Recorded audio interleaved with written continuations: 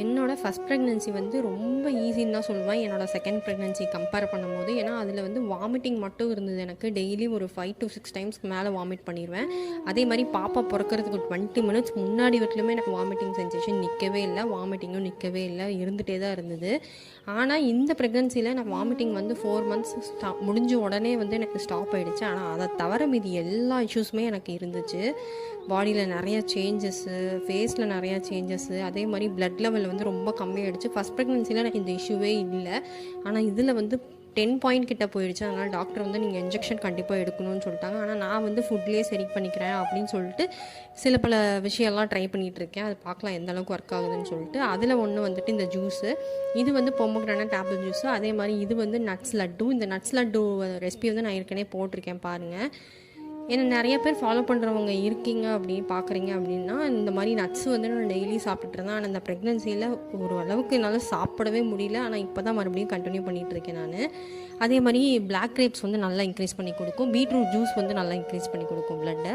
அதே மாதிரி இந்த ஆட்டு ஈரல், அதுக்கப்புறம் அந்த ஆட்டோட பார்ட்ஸு, அதுக்கப்புறம் மெயினாக வந்துட்டு இந்த சுவரொட்டின்னு சொல்லுவோம்ல, அதையும் நான் சாப்பிட்டுட்ருக்கேன். அதை வாங்கிட்டு வந்து எப்படி வந்து செஞ்சு சாப்பிடணும்னு சொல்லிட்டு நான் ஒரு வீடியோ போடுறேன்.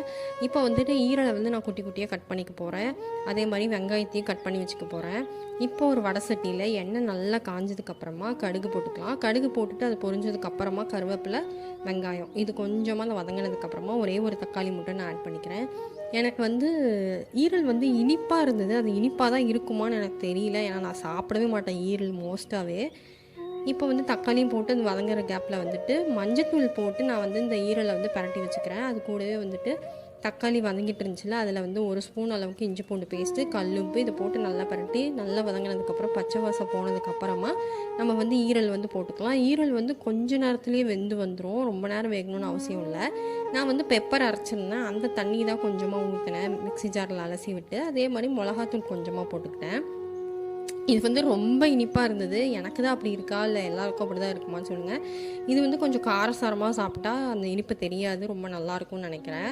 ஆனால் நான் வந்து காரம் கொஞ்சம் கம்மியாக தான் எடுத்துக்கிட்டேன். ஆனால் இதே மாதிரி நான் செஞ்ச ப்ரொசீஜரில் ட்ரை பண்ணி பாருங்கள், அவ்வளோ டேஸ்ட்டாக இருந்தது. கண்டிப்பாக பிடிக்காதவங்களுக்கு கூட பிடிக்கும், எனக்கு ரொம்ப பிடிச்சிருந்துச்சு. அதே மாதிரி ரொம்ப வெந்துருச்சுன்னா சாப்பிட முடியாது. ஸோ கரெக்டாக பார்த்து பக்குவமாக எடுத்துக்கோங்க. ஒயிட் ரைஸில் நல்லா சூடாக போட்டு சாப்பிட்டு பாருங்கள், சூப்பராக இருக்கும்.